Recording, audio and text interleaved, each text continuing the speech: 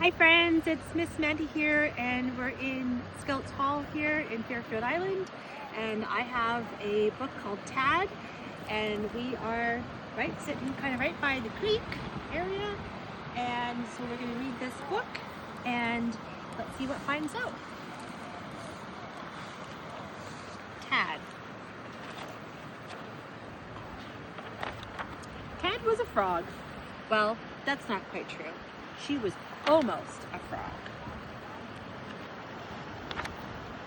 Tad was small, smaller than her tad brothers, smaller than her tad sisters. Tad was the smallest almost frog in the whole wild pond.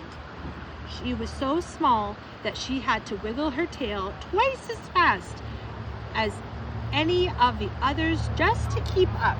Keep up, they would say, or Big Blub will get you. Ooh, I wonder who Big Blub is. Tad had never seen Big Blub. Big Blub said was a great, big, nasty fish. Big Blub swam in the deep, dark, murky part of the pond. He was old as the mud, they said. They would wait until the sun went behind the clouds, till the whole pond was gray. Then he would glide out from the dark patches and gulp. Oh, no!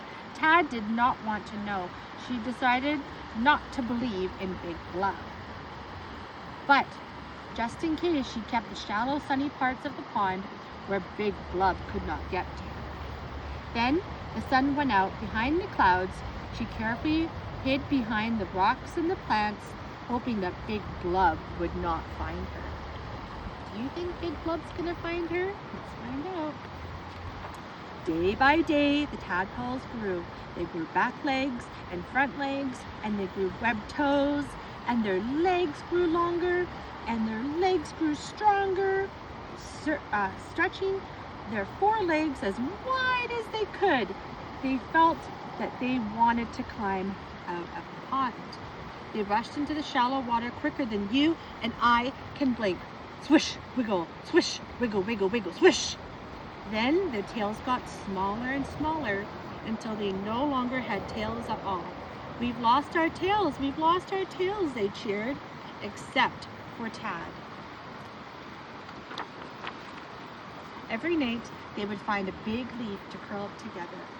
But as the night passed, Tad noticed fewer and fewer tadpoles to curl up with. 10, 9, 8, 7, 6.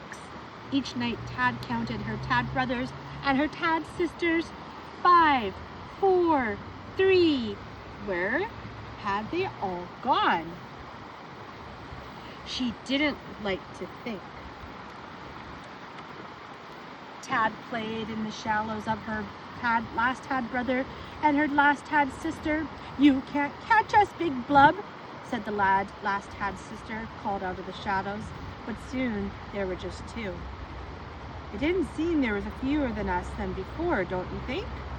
Said Tad to her last tad brother. What a neat looking pond. Ooh. Then there was only one. But she was strong and clever, and she knew all the best hiding places. Big Blub wouldn't catch her. Oh no! Big Blub! Tad swam as fast as she could, as fast as she ever swum before. Then Tad did something that she never done before.